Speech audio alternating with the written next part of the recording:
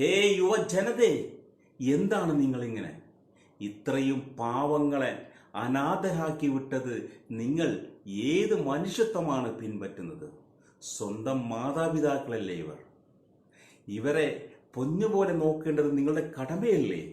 സ്വന്തം മക്കളെ സ്നേഹിച്ച് ലാളിച്ച് കൊഞ്ചിച്ച് അവരെ ആരെങ്കിലും ഉപദ്രവിക്കുമോ എന്ന് ഭയന്നുകൊണ്ട് സ്വന്തം അകിടിലിട്ട് വളർത്തിയ മാതാവിനെയും പിതാവിനെയും തെരുവോരത്തേക്ക് നിഷ്പ്രയാസം തള്ളിക്കളയുന്ന യുവജനതയെ നിങ്ങൾക്ക് എന്ത് പറ്റി?